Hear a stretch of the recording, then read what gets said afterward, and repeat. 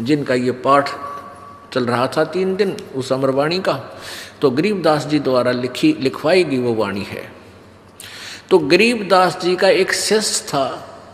गरीबदास जी कहीं सत्संग करने जा रहे थे और वहाँ एक सहारनपुर का भूमड़ नाम का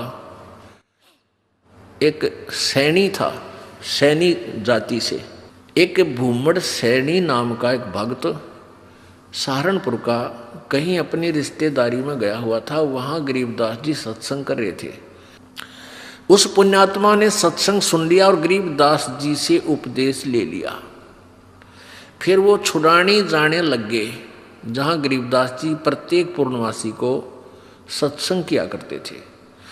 अब वो धीरे धीरे इतने प्रभावित हो गए वो भूमड़ जी, भूमड़ भक्त सैनी के प्रतिदिन न प्रति महीना सहारनपुर से चलकर छुड़ानी आने लग गए। पहले तो धीरे धीरे ज्ञान होता है, फिर इतनी श्रद्धा बन गई कि सहारनपुर से चलकर गांव छुड़ानी जिला झज्जर में वो प्रत्येक महीना आते। पहले ना तो कोई कन्वेंस थी ना कोई रास्ते थे, पैदल आना सहारनपुर से चलकर। सहारनपुर से मेरे ख्याल में झज्जर छुड़ानी गांव 100 किलोमीटर से 150 से 200 किलोमीटर के आसपास है। अब वहाँ से पैदल चलना, और पहले वर्षा के दिनों में ये जैसे बीच में दरियाएं बहा करती थी, उन पर कोई पुल भी नहीं था, वो आते थे। वो ऐसे पिछले 1 वर्ष से ऐसा उसने प्रक्रिया कर ली। अब गरीबदास जी ने कहा, बेटा ऐसे दुख ना पाया कर, तू 1 आधा महीना छोड़ कर आ जाया कर। नहीं बोला, गुरुजी मेरे पर डटया नहीं जाता, मुझसे रुका नहीं जाता। तो गरीबदास जी बोले, कोई बात ना, ले बेटा तेरी मौज है। अब क्या हुआ कि गरीबदास जी ने भादुआ सुदी दूज को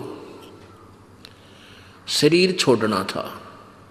उससे पहले उस भगत से कह दिया, बेटा अब तू यहां मत आना, ये मेरा ऑर्डर है, आज के बाद यहां नहीं आएगा। अब भूमड़ रोने लग गया, भूमड़ भगत रोने लग गया। काफी रोता रहा कि गुरुजी ने भाई बड़ा आदेश दिया, क्या बात है, मेरे से कोई त्रुटि बन गई, कोई गलती होगी मेरे से। परमात्मा गरीबदास जी बोले, बेटा क्यों रो रहा है? कि जी यूँ रो रहा हूँ, मुझ दास से कोई गलती तो नहीं बन गई, आपने यहाँ न आने का आदेश, आपके दर्शन ना करने का आदेश दे दिया। परमात्मा ने कहा, गरीबदास जी ने कहा कि दर्शन ना करने का आदेश नहीं दिया मैंने,